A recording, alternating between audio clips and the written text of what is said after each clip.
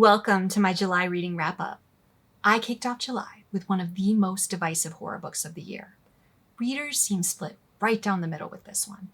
Half of them think it's brilliant and original, but the other half couldn't seem to connect to the main character and thought the book's ideas were better than the execution. Guess which camp I fell into? I'm talking about Wretch, or The Unbecoming of Porcelain Caw by LaRocca, and unfortunately, I'm in the hater camp. I went into Wretch almost completely blind. I was browsing new releases and the cover stopped me in my tracks. It shows a faded photograph of a hand lowering a glass cloche over a candle shaped like a man's torso, as if they're about to snuff out the flame. It's absolutely gorgeous, and I immediately wanted to visit the unsettling world. Wretch tells the story of Simeon Link. He's a man consumed with unrelenting grief for his dead husband. Now, Simeon receives a mysterious invitation to an exclusive support group called the Wretches. The group's known for unconventional grief therapy. But when their methods don't bring him the relief he's seeking, he connects with a powerful man named Porcelain Caw. And Porcelain offers Simeon a reunion with his dead beloved. But it might come at an unthinkable cost. This is horror. It's gonna come at an unthinkable cost. Everything about this book is strange. It's mind-bending even. And I actually liked some of the directions it took. I don't mind strange. I thought the description of how intrusive and transformational grief can be was beautifully written. But overall, I found this book so frustrating. It's full of moments where reality starts to fracture and you think, oh, this is about to get really interesting. But the novel never goes where you want it to go. Instead, it just keeps going in dizzying circles, in my opinion. On reflection, Wretch, or The Unbecoming of Porcelain Caw, it's a pretty pretentious title. That should have given me pause right there. I just love the cover design so much that I missed that big red flag. And because of the title, I thought the Wretches and Porcelain Caw would be the main focuses of the book.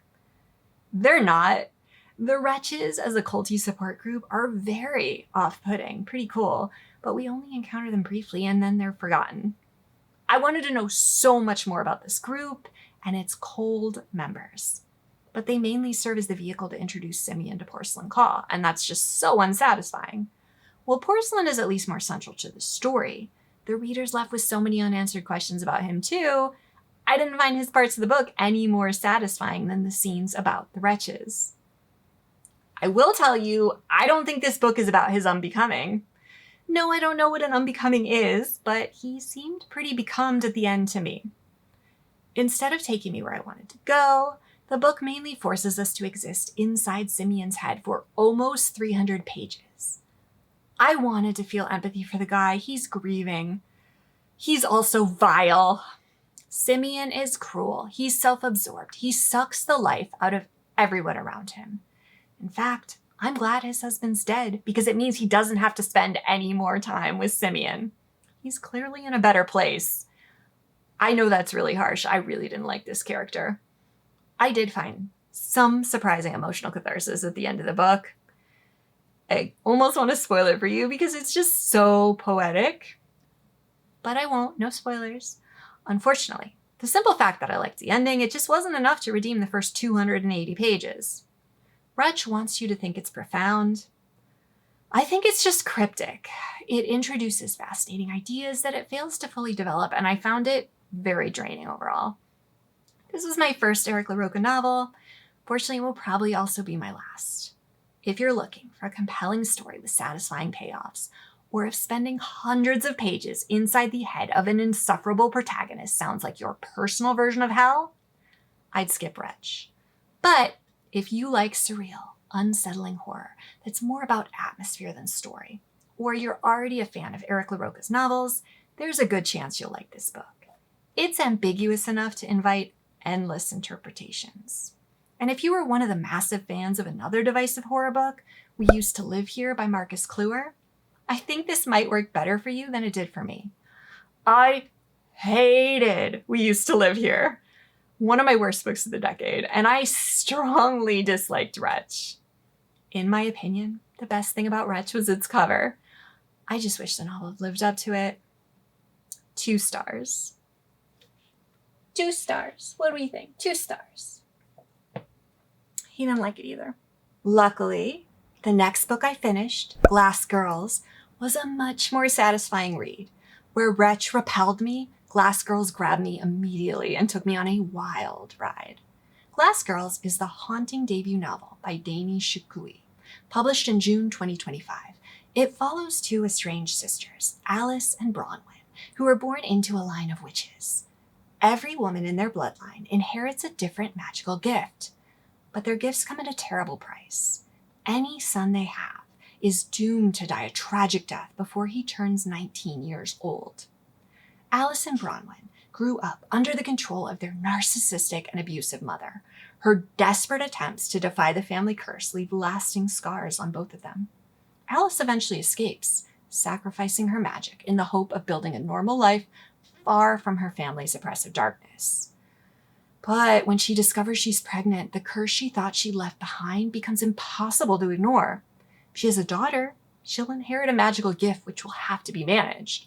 But if she has a son, the cycle of loss and grief will continue. And the third option, to choose not to have either, that's hard too. At the same time, her sister Bronwyn resurfaces after tragedy strikes her own family. And after years of estrangement, she demands her sister's help. Together, they must confront the legacy of abuse, grief, and magic that has haunted the women in their family for generations before it can claim any more lives. The best word to describe Glass Girls is haunting. It's a moving and beautifully written story about generational trauma presented in a dark and atmospheric folk horror package. It's full of twisted and unsettling supernatural elements, which are really expressions of the characters' grief, pain, and yearning.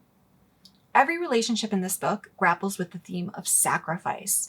Mothers, siblings, spouses, they're all asked to make impossible sacrifices in the name of love.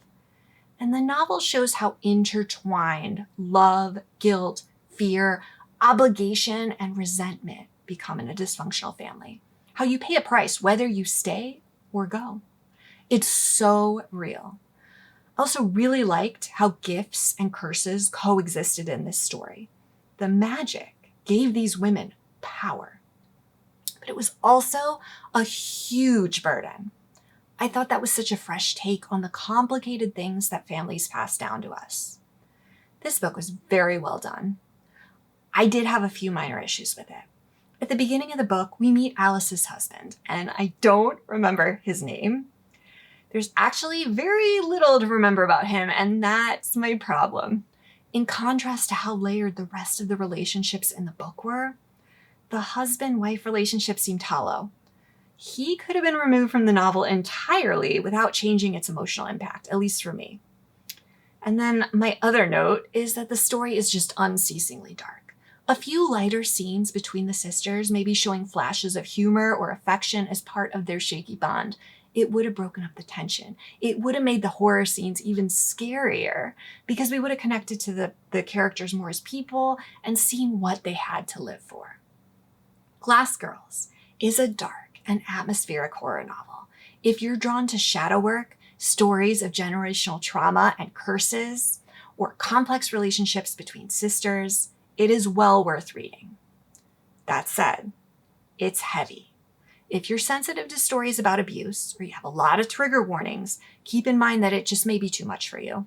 The depictions of childhood abuse are graphic and visceral, and the novel explores grief, abortion, child mortality. So if you're not in a place where you want to read about those themes, this isn't a good choice for you right now. But I relished the fearless examination of generational trauma wrapped in a witchy bow. I was really impressed with this one, and I look forward to reading more by Danie Shokoohi in the future. I gave Glass Girls 4 stars.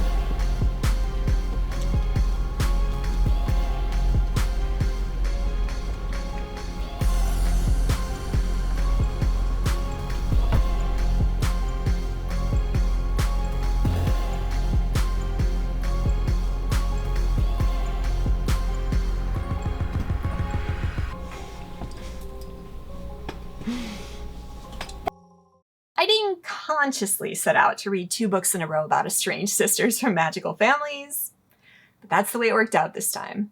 The next book I finished was The Sisters of Crimson House by Melissa Anderson Sweazy. I read a digital art copy of this book. It's going to be released on September 29th, 2026. Sisters of Crimson House is about Charlie Bride. She's the only woman in a celebrated family of psychics born without the gift.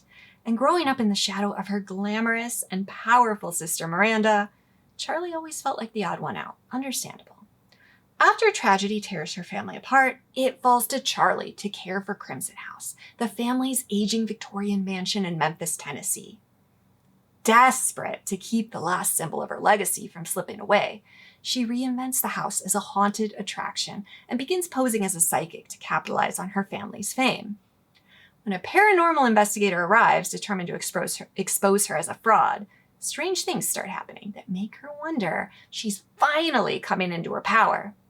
Then, Miranda returns suddenly after years of silence.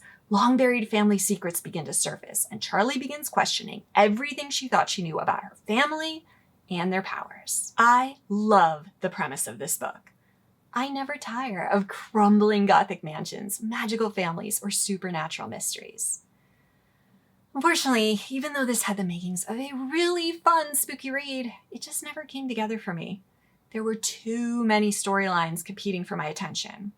The main character, Charlie, is scrambling to save her family's house, maintain her psychic con, deal with a paranormal investigator that she seems to be attracted to, reconnect with her sister Miranda, uncover family secrets, and understand her emerging powers.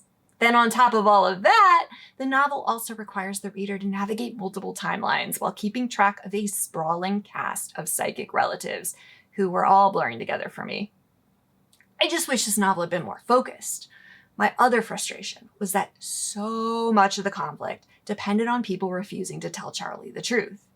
Everyone insists they're protecting her, but I kept thinking that if anyone had just explained part of what was going on, she could have started making informed choices instead of blindly flailing about for the whole book. I don't love stories where the main obstacle is people stubbornly withholding incredibly vital information and refusing to answer direct questions, even long after they see that's causing way more problems than it's solving. And it probably didn't do this book any favors that I read it around the same time as The Glass Girls. I actually started Sister of Crimson House first, but I was struggling to get through it. So then I switched over to Glass Girls for a break. I flew through that one before picking this up again to finish it. I wanted to finish it because it's an arc, and I feel like if I request arcs, then I get approved. I should try my best to finish and review them. Anyway, both The Sisters of Crimson House and Glass Girls explore estranged sisters, inherited magic, and complicated family legacies. But where Glass Girls kept its emotional focus tightly on the sisters, The Sisters of Crimson House had so many plots and characters that it felt overwhelmingly chaotic, and I never became as invested in Charlie and Miranda's relationship as I would have liked. The ending was, again, my favorite part of this novel, just like with Wretch. Once everything came together, I thought the central mystery was really satisfying. I just wish there had been fewer distractions and more focus on the sisters along the way. I didn't like this book, but most early reviewers do. And if you like sprawling family sagas with multiple timelines and supernatural mysteries, give it a try. I'm not going to say you shouldn't try this one. It just had too many moving pieces for me. I had a much better time with the darker psychological horror in Glass Girls.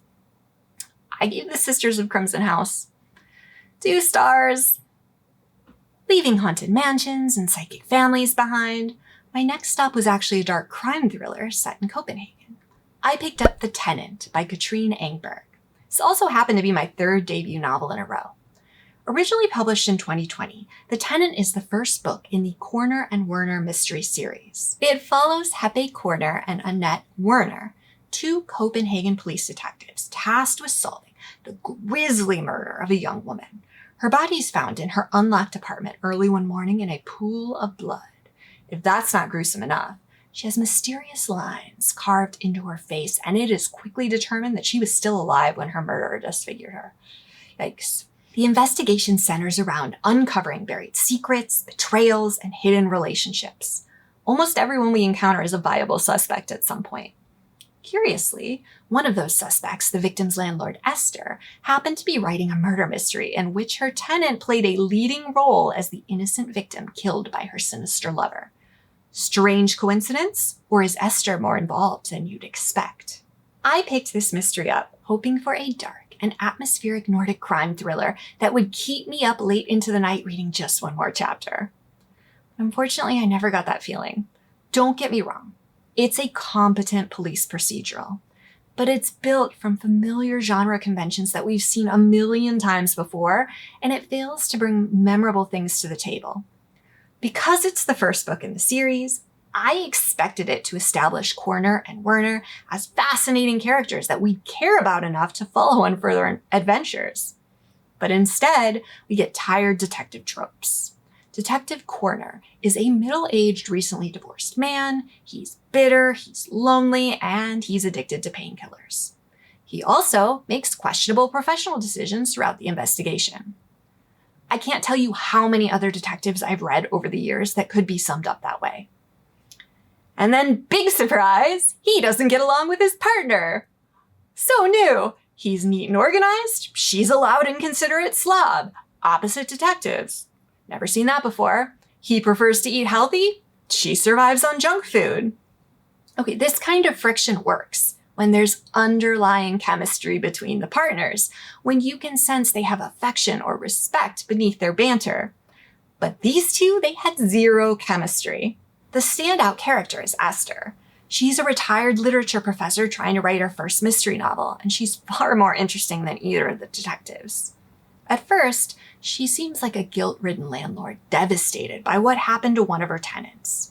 But the more you learn about her, the stranger she becomes. Why is she so invested in the lives of the young women in her building? Who else has read her unpublished manuscript? Is she simply an eccentric writer caught up in a terrible coincidence, or is she connected to the crime? Esther is the only character whose story I felt emotionally invested in. I didn't care about the murdered tenant because when the book begins, she's already dead. I didn't even feel urgency that the detectives solved the murder, to be honest. I also wish the book gave me more of the Copenhagen setting. When I read books by international authors, I want to feel immersed in other cultures. But you could easily set this mystery in any other city in the world, and it really wouldn't change a thing. The plot's decent enough, it's just not that suspenseful.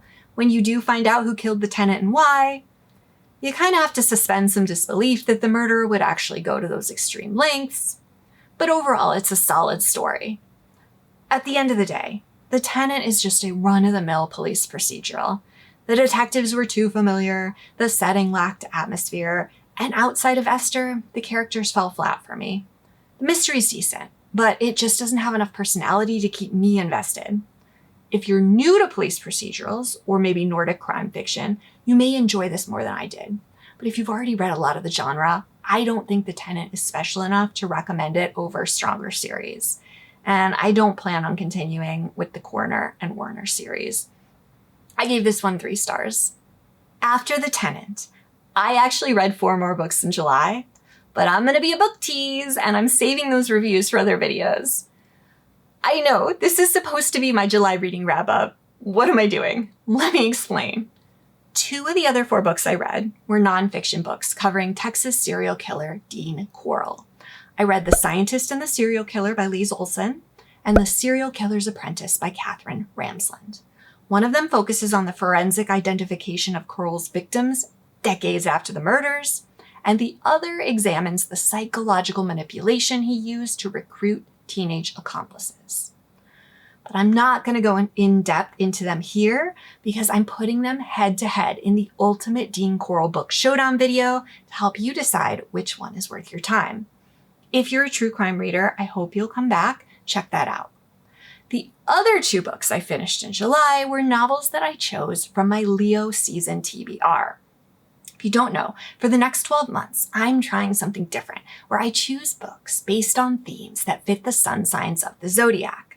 So instead of straightforward monthly reading wrap-ups, I'll be doing a sun sign wrap-up once a month, starting with Leo. For Leo, the sign of creative expression, drama, ego, and the sun, I chose the theme of rock and roll horror. You can watch my Leo TBR videos to see which books I picked. And then the last week of July, Leo season had started, so I finished We Sold Our Souls by Grady Hendrix and Armageddon Rag by George R.R. Martin. One of them delivered everything I wanted from a rock and roll horror novel, but the other one was an absolute slog. You'll have to wait for my Leo wrap-up to find out which one was which. If you don't want to miss it, make sure you're subscribed to my channel and ring the bell so you'll be notified when I post new videos. Because this was a shorter reading wrap-up, I thought I'd share one bonus book with you. Consider this a very mini book haul. If you've been following this channel, you know I do most of my reading on my e-reader, and I rarely buy physical books. But I still love wandering through bookstores. And when I was browsing in a Barnes & Noble at the beginning of July, I found this. The Crime Book from DK Publishing. We locked eyes across a crowded room, and it was love at first sight. This book is a compilation of true crime's greatest hits, mostly over the last century or so. The chapters cover everything from con artists and kidnappings to serial killers, and it's packed with photographs, maps, timelines, and infographics. I love the graphic design. It's so striking, and I think it's going to be a fantastic reference book to keep on my shelf. There's about 100 different historic crimes in here, and believe it or not, some of them are cases that I've never heard of before. Plus, I basically stole it. It's priced $25 on the back, but the cover is pretty banged up, so it's marked down to only $8. I kind of like the damage, though. I think it adds to the effect. This book has seen some stuff. It's fought off bigger, meaner books, and it's lived to tell the tale. I'm so excited to dip into this when the mood strikes and maybe find some new cases to obsess over. That's everything I wanted to share with you from my July reading adventures. But before you go, I'd love to know, what was your favorite book in July? And if you enjoyed this video, don't forget to like, subscribe, and ring the bell so you don't miss my upcoming Dean Corll Book Showdown or my Leo season rock and roll horror wrap-up. Thanks so much for watching until the end. Until next time, be well and be witchcrafting.